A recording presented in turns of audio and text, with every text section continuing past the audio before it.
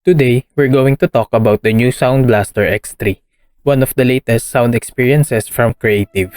A high-resolution USB DAC and amplifier with multi-channel audio playback loaded with the famed SBX profile, and their latest offering, Super X-Fi Headphone Holography, packaged in a beautiful form factor at a relatively affordable price.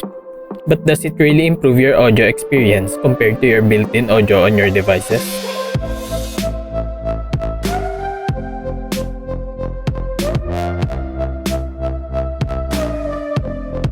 The X3 is versatile and compatible with many devices.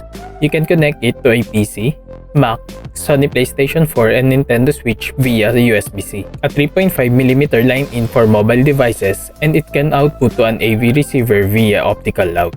Consoles detect the Sound Blaster X3 as a USB headset, and users have access to various EQ modes and Super X-Fi, but you won't get discrete or virtual 5.1 or 7.1 modes, and there's no Dolby Digital Live functionality.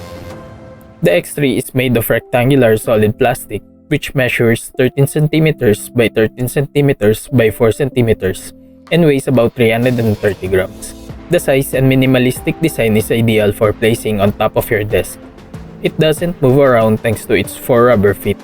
At the top, you can find a large knob that controls the volume for playback, microphone level, as well as audio balance. Press and hold to initiate Bluetooth pairing, but note that the Bluetooth low energy connection is strictly reserved for device control on a smart device and audio streaming is not supported. A ring LED surrounds it that changes color based on what you are currently adjusting.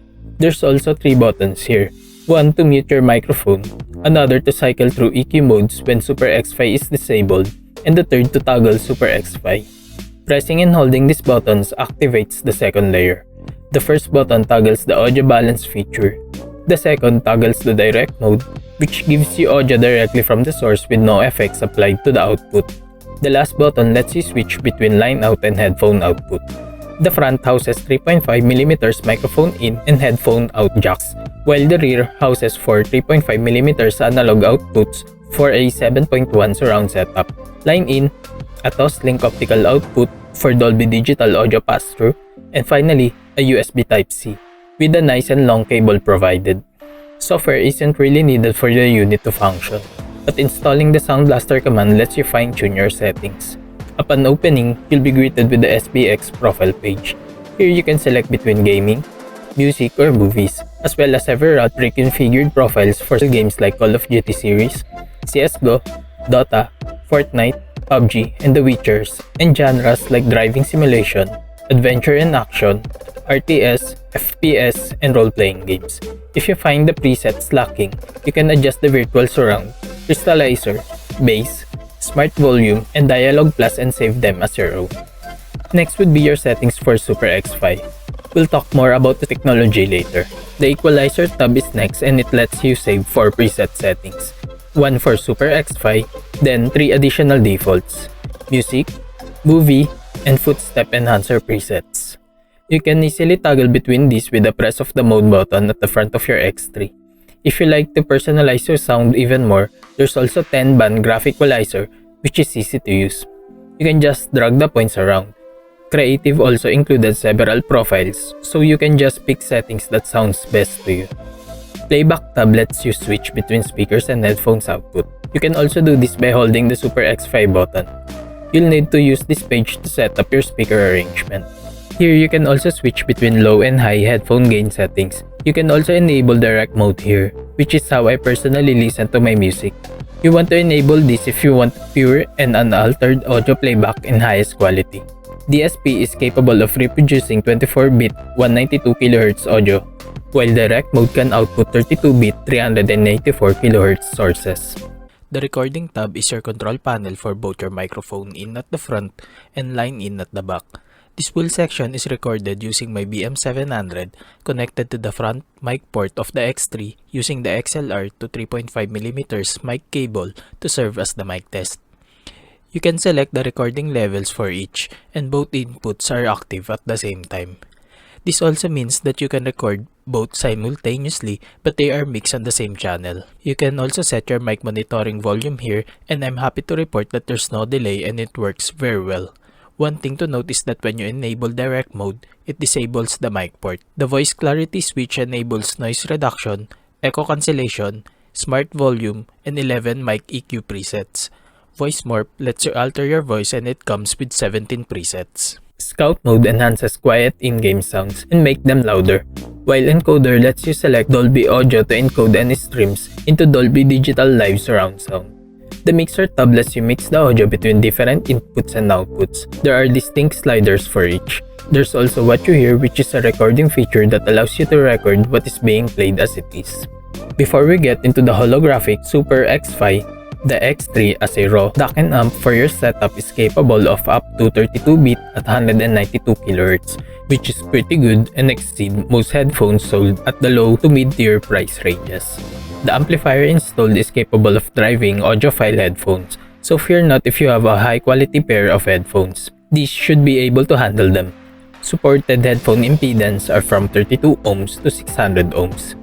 Low gain provides 1.2 volts at 32 to 149 ohms and 1.5 volts at 150 ohms, while high gain provides 2.3 volts at 150 ohms and 2.9 volts RMS at 600 ohms. Although I don't have any high impedance headphones, I tested these on my power-hungry HE4XX, and at around 30 to 50% volume in low gain is enough to drive these planers. More than that and it starts to get uncomfortably loud for my personal taste. It's able to make the low end come alive and it's pretty impressive actually. Sound coming from the X3 is greatly enhanced compared to only using the motherboard. Audio quality is clear and crisp when running through wide genres of music. The default sound is pretty accurate too, and there's no need to toggle between EQ settings for majority of my music listening. This unit won't exist if not for the Super X-Fi holographic audio bake-in. Super X-Fi is the new AI-assisted room simulation technology from Creative Labs. To begin, you need to download the mobile app and capture images of your face and ears. It will create your profile of how you naturally capture audio and aims to recreate the experience of a high-end multi-speaker system. Once the mapping is complete, the profile is uploaded to your Super X-Fi account. You can then select your headphone model in the Sound Blaster command software. There's a lot of built-in profiles for many popular headphones here like Apple AirPods, Mastrap headphones, Sennheiser, and Sony. Once activated, it's not audiophile territory anymore. With stereo content, most music is reproduced as if a singer or a band is inside your head. While this changes the depth and soundstage dramatically, it processes the sounds too much for my liking. It really boosts the bass so much that it overshadows mids and highs and music becomes too muddy. When the bass drops, it's hard to hear the vocals anymore. Vocals lose a lot of definition and becomes echoey. I prefer it disabled most of the time.